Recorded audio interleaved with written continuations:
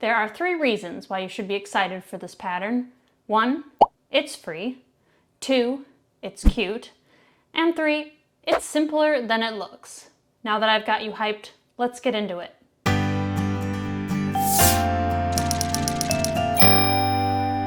Before we start, I'd like to ask you to please support my work by subscribing to my channel and hitting like on this video. For supplies, a worsted weight yarn in both black and your choice of yellow, a row counter, a scissors, a tapestry needle, and a pair of number 6 needles. My yarn actually calls for a pair of size 7 needles, but I like the stitches on my headbands to be a little on the tighter side. So I'm going to walk you through some of the key parts of this pattern. We'll do a cast on together, 1 row of the pattern repeat, the cast off, and seaming the headband together. But first, since there's black on both sides of the headband, it's going to be useful if you make a black bobbin. If you have 2 balls of black, you can skip this part, but I don't, so I'm going to make one. So just start untangling your yarn, just start unraveling it, and then twist it around your hand like this. If you want to try to be precise with the amount of yarn that you'll need for your bobbin, you can use this little trick. Just knit 3 stitches of black, then take that off your needles and multiply that length by 140, since we'll probably be doing the pattern repeat about 12 to 14 times. And then you can add a little more for safety. For me, I'm just going to use my yarn intuition and guess how much I'll need. I can always attach more if I run out and then curse myself for not doing my little math trick. Okay, so when you feel like you've had enough, kind of wind it around the middle, and then you can cut. So now we have our yarn all set up. I like to use the intarsia cast on since there are multiple vertical colors for this pattern. You can probably get away with a regular long tail cast on, but you'll have to add the colors in some way, so it might as well be now. Okay, and I have a tutorial for this too, in case you want a little bit of a slower instruction. And we don't need much for the first cast on because we only have 3 stitches, probably a little more than that. So make your slip knot, and I will be putting on 4 stitches, even though there are only 3 of black.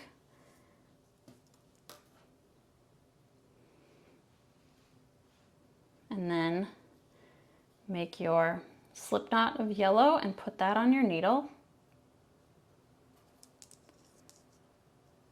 Now we're going to take that extra stitch that we made and pull it over the yellow stitch, and that's how you keep them together. Okay, tighten that up as best you can. Now we will be putting on 11 stitches of yellow. Well, actually 12, because we will be making an extra stitch. And you will keep the color pattern the same. It's going to be 3 black, 11 yellow, 3 black. Here's a little graph and I can keep that up the whole time. That is 12. Okay, now we take our other black ball and we're going to do the same thing that we just did. Just put that on and then take this one up. It's so hard to do with my left hand. Okay, up and off the needle. Tighten that up. Beautiful. And now for this one, we'll just do 3 stitches of black. So we have 1 on, and then just put on 2 more. Okay, now we're ready to go. These tails can get really annoying, so identify your tail ends of your yarn and then kind of loop them together in like a loose knot. And you can weave these in at any time if that helps. But this way you aren't getting them tangled up in your working yarn. So let's start our pattern. It's going to be a 10-row repeat. So the first row is easy. You're going to knit all the stitches.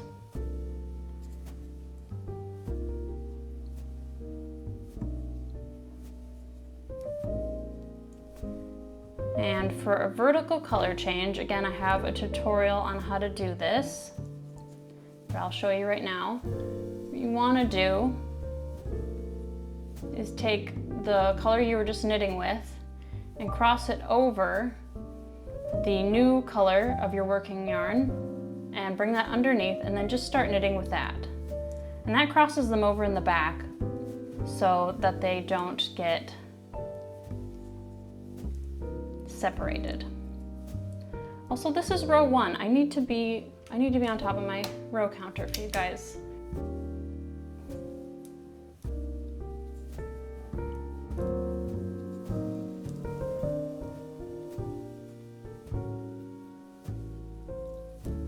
Okay, now we're coming up on another color change.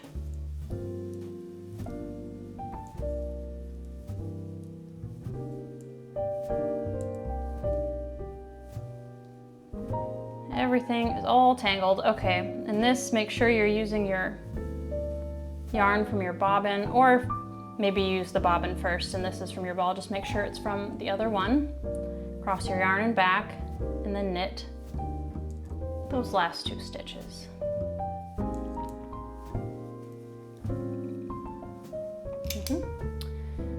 Now we have a purl row, so try to get everything untangled. This is for sure the worst part of working with color, is you have to untangle everything every time. And even though it's only 3 colors, it's still such a pain, and you don't want to wait until it's too late to kind of untangle things. You want to do it after every row to keep things nice and orderly.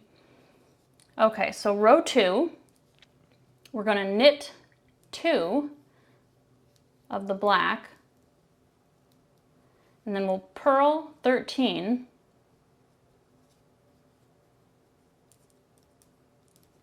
So that's purling 1 black, and then you purl all of the colors, and you cross that over, and you purl all the yellow.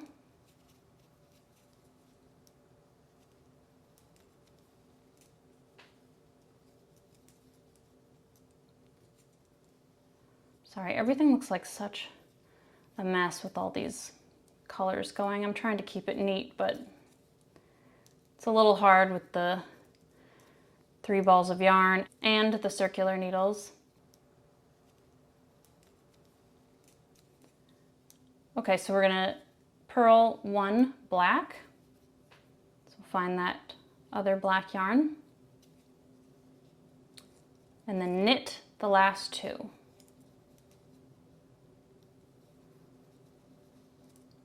Okay, and go ahead and untangle everything. Row 3 is when we start making the little bee.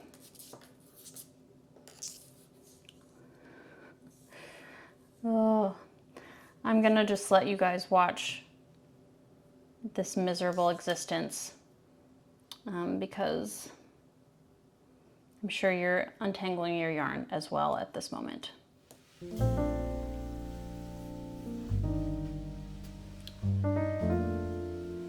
Okay, so row 3, we have knit 7.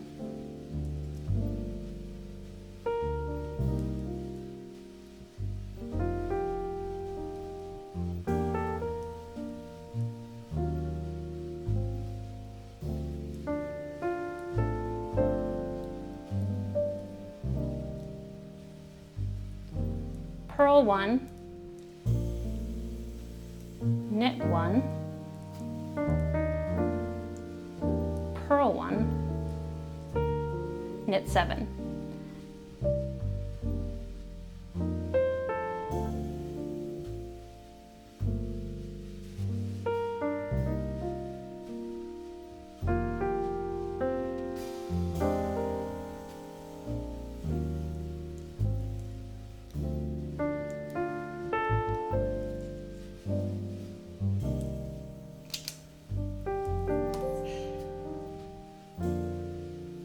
rows are easier to untangle than others. That one was actually really easy. Okay, starting off with knit 2 for the edge stitches. We'll always knit 2 on the very ends.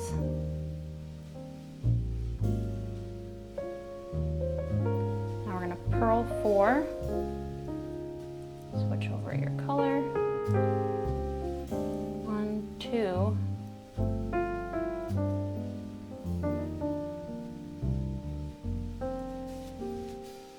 3, 4, knit 2,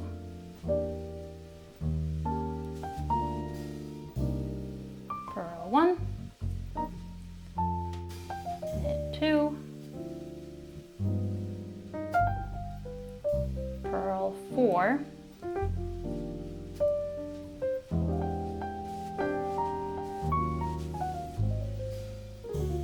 switch colors for the final purl, and then knit 2.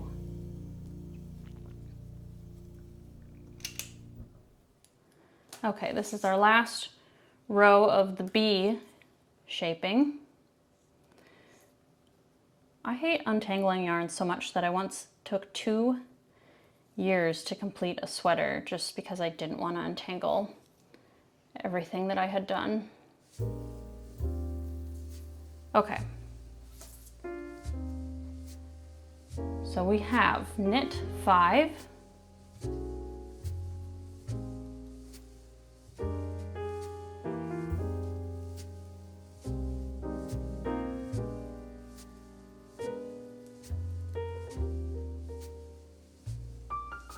purl 3,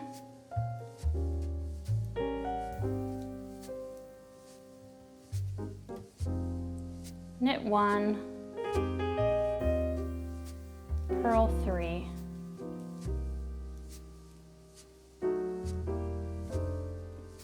knit 5.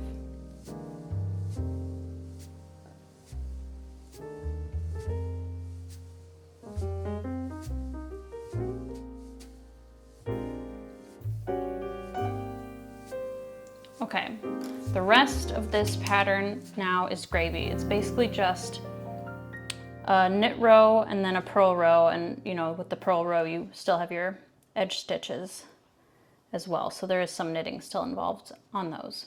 Okay, so row 6 is going to be our standard purling row. So we do our 2 edge stitches in knit, and then we purl the rest of the way until the final 2 edge stitches.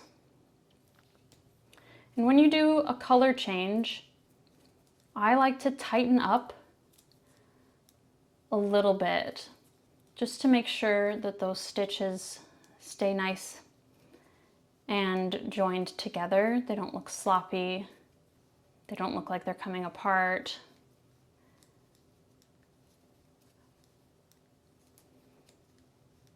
Okay, so you purl 1 black, and then you knit the final 2 edge stitches.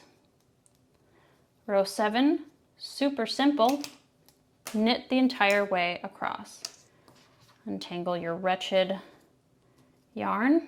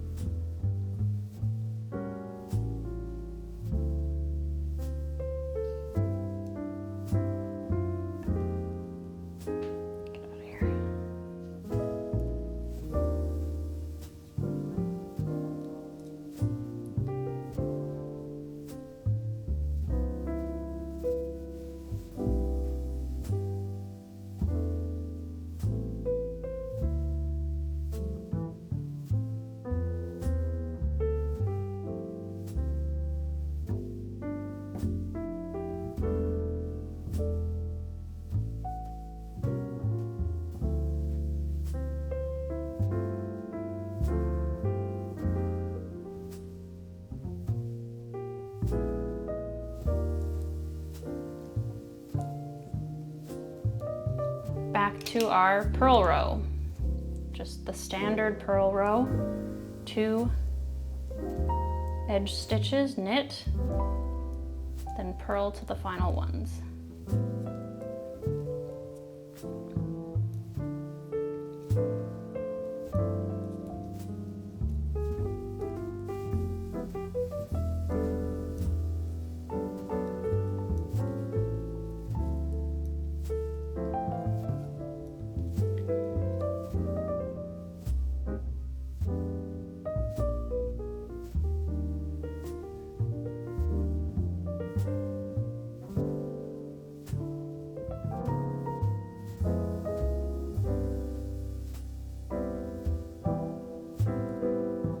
Knit.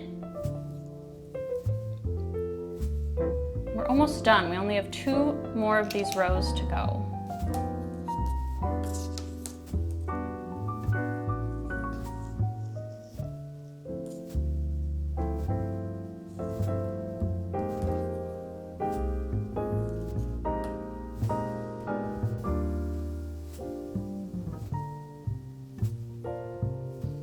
And again, just knit this one the whole way across.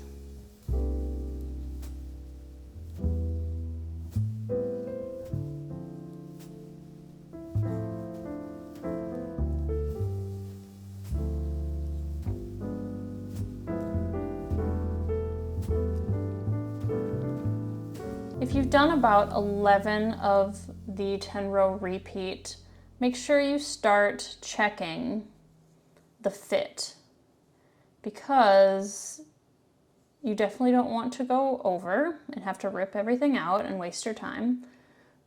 But if you get kind of close to it fitting, but you need just a little more space, but not quite 10 whole rows of the pattern repeat, then just do another knit and purl row together, or a couple more, instead of ending in the middle of the pattern.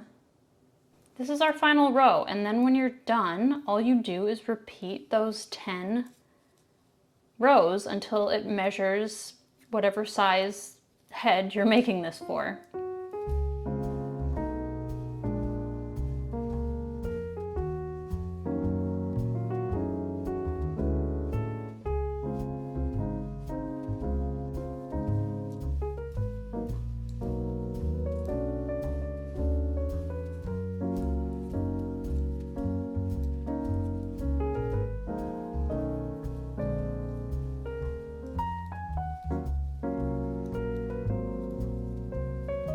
There you go. You have your first little bee.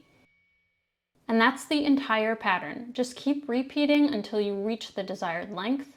I'm going to have a link to a written pattern in my description, as well as any video tutorials to the techniques we used today.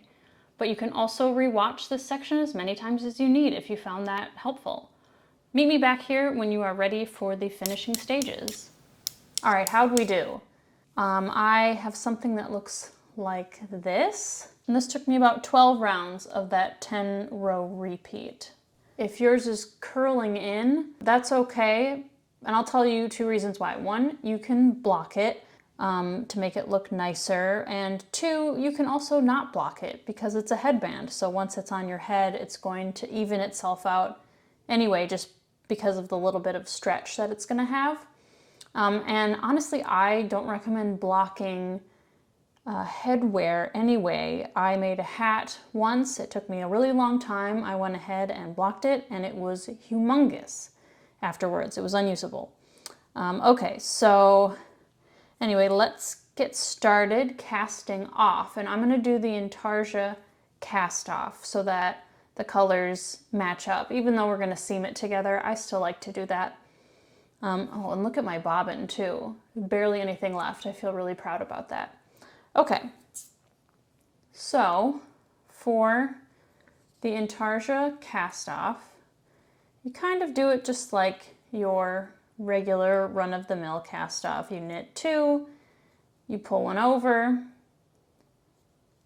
and then when you get to 1 before your next color change, you're going to cross over like you normally do when you're changing colors and knit with the next color.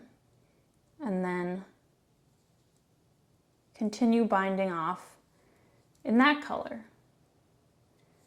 And I'll go through the whole thing with you, because then obviously we have one more color change, and I'll do that process over again.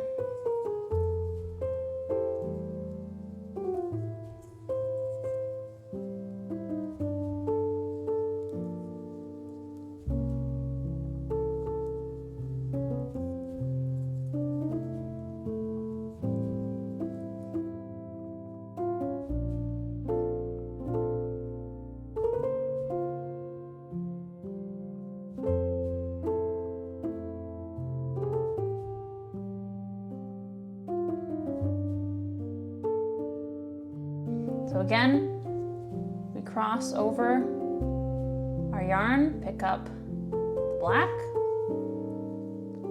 knit with the black, pass the yellow over, and then finish our cast off. And I am going to block this, because then I can also report back on how this yarn blocks, because every yarn is different. This might turn out great and it might be a huge disaster.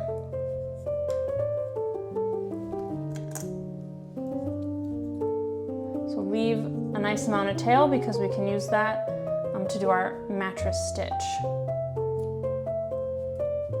Make sure to weave in all your ends. I'm not too concerned about how it looks on the back, as long as I can't see it from the front.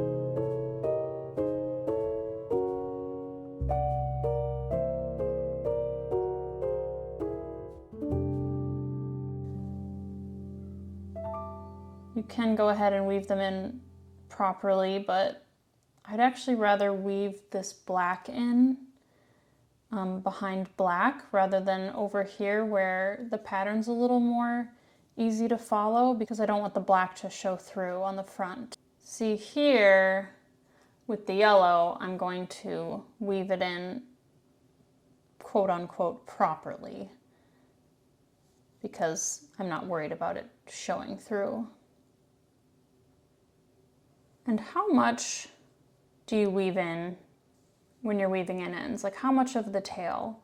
I usually try to leave enough tail woven in that if I had to untangle it, I have enough left so that I could put it back on a needle and reweave it in again, just in case it comes loose for whatever reason. I've never had that happen, but for some reason it's like this constant fear. Okay, I'm done with the ends. I've left one for seaming, and now I'm going to block it. Okay, here it is all blocked out. Doesn't that look so much better? And good news, it didn't stretch hardly at all. And I'll tell you what you can do if you did block it and you're like, oops, that went a little too far and it's too big for your head now. So let's go ahead and seam this together with mattress stitch. I'll get in nice and close.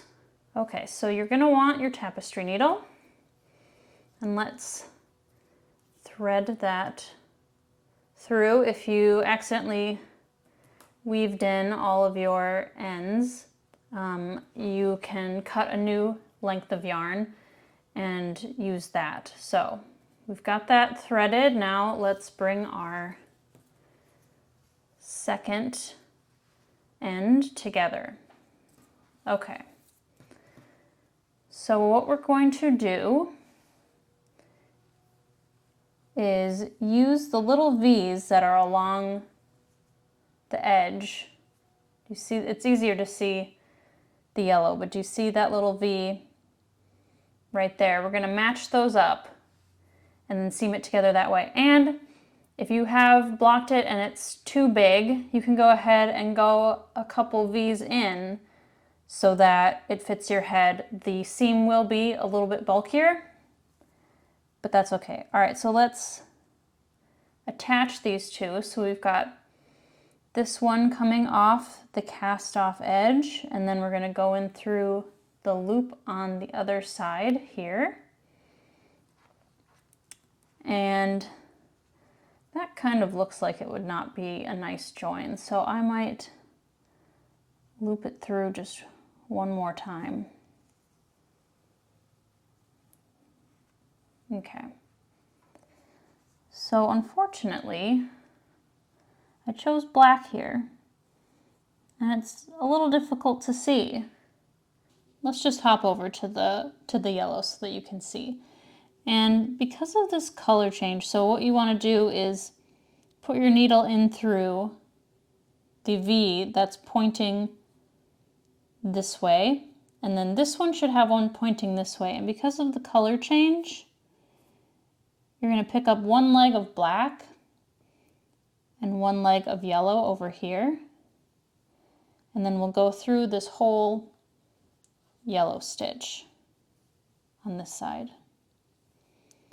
And then when we come back over here, we can see this V pointing at us. We'll go in through that, and then the V pointing at its counterpart. And you can pull tight as you go. Just you want to tug it so that the yarn disappears, but then you're going to want to kind of stretch it back out again so that it isn't puckering. We're kind of tightening to then loosen it back up again. And then we travel all the way across in this manner. And if you want a better view of how I'm doing this, I'm going to include my tutorial link. I've probably already put it up there by now, honestly, if you want to see something that's a little slower.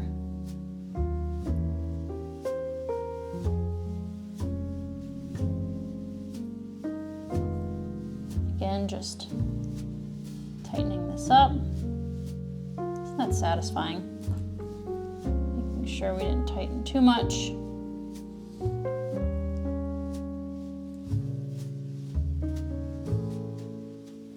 You want your needle to always be going through the same way. So I'm going in right to left on both sides. Right to left, right to left.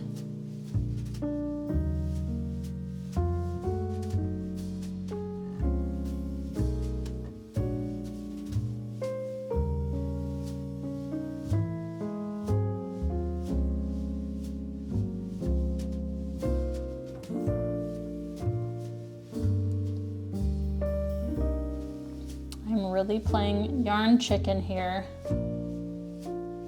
Look at how little yarn I have left. I should have left more on the tail. Okay, I've lost my place.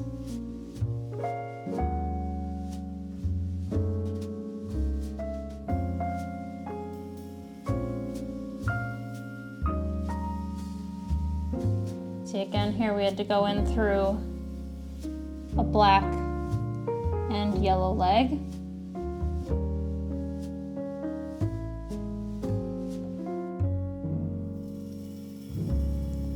Might have lost my place a little, but that's okay. And again, I can't see anything. Why did I pick black? This is terrible. I need like super powered lighting in order to see this. Okay, so that's about the end. Let's make sure everything is stretched out. Look how nice that looks. You see how it just continues on? Okay, so now we've come out of this end, so let's just put our needle in through the other side to kind of tighten it up. If you feel like there's still a little bit of a gap, you can Go back in again. And then on the other side, we've now created a ridge. It's this seam right here. And so that's how I like to weave in my ends. I just kind of go in through the top of that ridge as much as I can. And then maybe trim that off. And there you have it. There is our little bee's headband.